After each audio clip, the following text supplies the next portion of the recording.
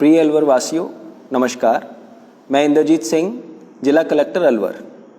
साथियों, सबसे पहले तो मैं आप सभी का तहे दिल से धन्यवाद व्यक्त करना चाहता हूं कि आप लोगों के धैर्य से, आप लोगों के सहयोग से हम लगातार इस कोरोना महामारी की लड़ाई में आगे बढ़ रहे हैं।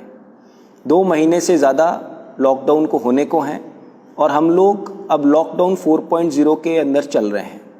18 मई से लेके 31 मई तक ये लॉकडाउन 4.0 चलेगा।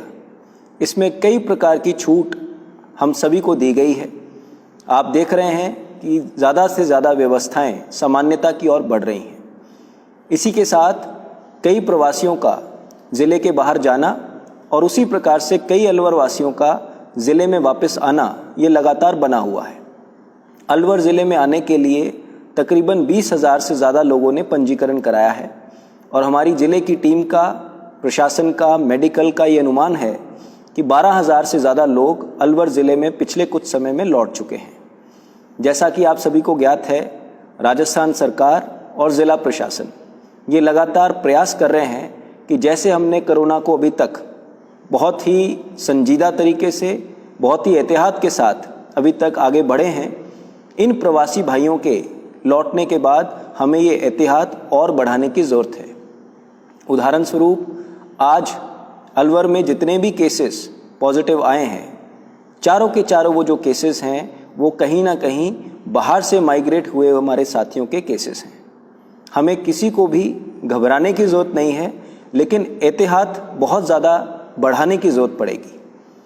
इसमें हमें क्या करना है, इसका आग्रह मैं आप सभी से करना चाहूँगा।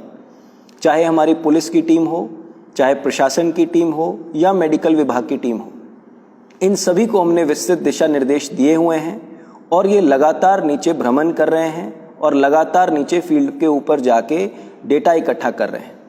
आज मैं आमजन से एक अपील करनी चाह रहा हूँ कि जितने भी ऐसे प्रवासी भाई हमारे वापस लौट रहे हैं वो कृपया घबराएं नहीं, जानकारी को दबाएं नहीं और अपने आप को घोषित करें कि वो बाहर से किस जगह से लौटे हैं और अपना जो होम क्वारंटाइन है उसकी वो पालना करें। इसके लिए ना केवल वो खुद बल्कि समाज भी आगे चल के आए और हमारे जो कंट्रोल रूम्स हैं, हमारी जो पंचायत स्तरीय, गांव स्तरीय, वार्ड स्तरीय टीम्स हैं, उनका आप लोग सहयोग करें। सबसे पहली शर्त इसमें यही है कि हमें सभी को होम क्वारंटाइन की अक्षरश पालना करनी है। यानी कि जब से हम अपने बाहर के प्रवास से लौटते हैं, चाहे वो बॉम्बे हो, चाहे वो इंदौर हो, चाहे वो पुणे हो, चाहे वो कहीं से भी हो, हम सभी को ये मान के चलना है कि हमें 14 दिन के लिए क्वारंटाइन में जाना है। क्वारंटाइन का मतलब ये है कि हमें किसी भी प्रकार से अपने घर के पैर बाहर नहीं रखना है। दूसरी ये शर्त रखनी चाहिए कि ना केवल हम खुद के लिए बल्कि समाज में भी इस चीज़ की ट्रांसपेरेंसी रखें। चाहे वो बंद पत्र हो, चाहे वो स्टिकर लगाने की बात हो, चाहे वो स्टैंपिंग हो, इन सभी चीज़ों का हम बढ़ चढ़ के प्रशासन का और समाज का सहयोग करें। साथियों, इन सभी जितने भी प्रवासी भाई हैं, इनकी लिस्टिंग प्रॉपरली की जा रही है। कई साथी सजग हैं, खुद चल के सामने आ रहे हैं और होम क्वारंटाइन की अक्षरश पालना कर रहे हैं। लेकिन अगर इसके बाद भी किसी प्रकार का उल्लंघन होता है तो पुलिस की, प्रशासन की टीम वहाँ ज़रूर पहुँचेगी, सख्ती के साथ कार्रवाई करेगी और जो लोग होम क्वारंटाइन को जंप कर रहे हैं उनको इंस्टीट्यूशनल क्वारंटाइन भी किया जाएगा और उनके खिलाफ कानूनी कार्रवाई भी अमल में लाई जाएगी। मेरी आप सभी से रिक्वेस्ट है कि अगले कुछ समय तक हमें पूरा एहतियात बरतना है। ज़िला एक संयम के दौर से निकल रहा है। बड़ी मुश्किल से हम लोग कोरोना को एक हिसाब से नियंत्रण में रखने में कामयाब हुए हैं, लेकिन आपके सहयोग से हम और मुस्तैदी के साथ अगर बढ़ेंगे तो ज़रूर कोरोना को आगे भी रोकने में सक्षम होंगे। अंततः मैं आप सभी से निवेदन करना चाहूँगा, चाहे प्रवासियों का आवागमन हो, चाहे लॉकडाउन 4 में कई प्रकार की छूट दी गई हों, ये सभी इसलिए है ताकि हमारे आमजन उनको किसी प्रकार की परेशानी ना हो। लेकिन इसका कतई मतलब ये समझना नहीं चाहिए कि कोरोना का जो खतरा है वो पूरी तरीके से टल चुका है।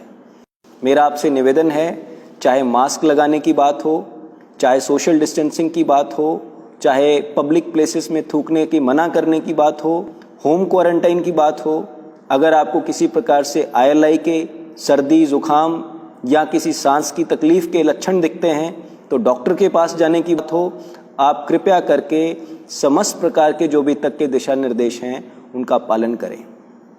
मैं आप सभी को आश्वासन देना चाहता हूं कि ज़िला प्रशासन लगातार फील्ड के साथ संपर्क में है।